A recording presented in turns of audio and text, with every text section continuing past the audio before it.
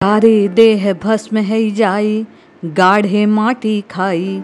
काचे कुंभ उदक जो भरियां, तन की बड़े बड़ाई। बोलो जय जय जय रघुनाथ, जय श्री हरि। पूज्य गुरुदेव के चरणों में बारंबार प्रणाम। योग वशिष्ठ की ये कथा, दीर्घ तपस मुनि के जीवन का ये वृतांत, निश्चय मानिए इसे श्रवण करने के बाद नाम जप में मन ना लगने की ये जो बारंबार बात साधकों के द्वारा कही जाती है, उसका समाधान स्वतः मिल जाएगा।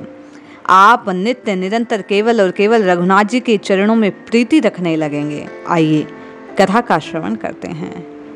योग वशिष्ठ में एक कथा है दीर्घ तपस मुनि की। वे जम्बूद्वीप के महेंद्र पर्वत पर गंगा नदी के तट पर निवास करते थे। भगवान के अनन्य भक्त हैं।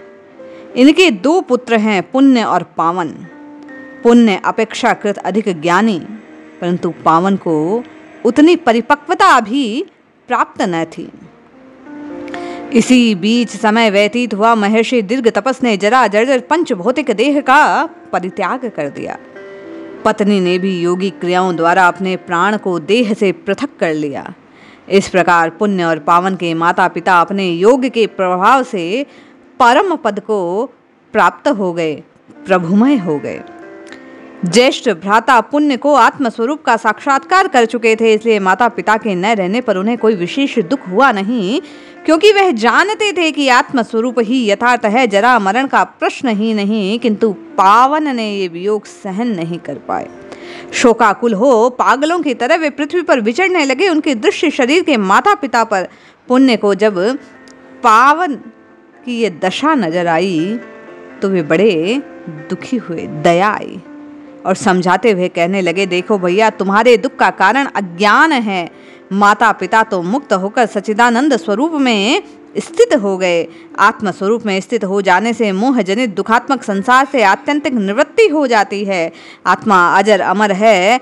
अब बात देह की, देह किसी का सदा रहता नहीं।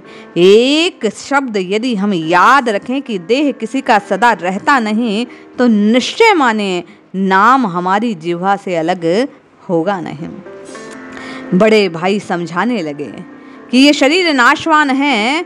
जिस प्रकार कपड़े जीर्ण होने पर उन्हें बदल लेते हैं, उसी प्रकार जीवात्मा विभिन्न शरीरों में भ्रमण करता है। प्रत्येक शरीर में नए माता पिता संबंधियों का शरीर संयोग और वियोग होता है। जिन्हें तुम माता पिता कहकर रो रहे हो, न जाने कितने उनके पुत्र हो चुके, कितने माता पिता। इसलिए रोते हो तो सबके लिए रो। यदि तुम्हें शोक आता है तो अपने नाना प्रकार के जो संबंधी आज तक तुम्हारी अन्य अन्य योनियों में हुए, उनके लिए शोक क्यों नहीं करते? वास्तव में माता पिता मित्र संबंधी आदि कोई नहीं। इस व्यर्थ के भ्रम से छुटकारा पाने से ही परमार्थिक सत्य नजर आता है।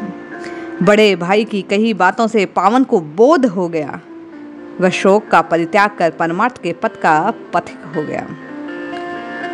पावन को ये बात बड़े भाई पुण्य द्वारा बतलाई गई कि हरि नाम का कीर्तन करने से, प्रभु के नाम का जप करने से अंतःकरण की शुद्धि होती है और जीव परमात्मा का कल्याण प्राप्त करता है।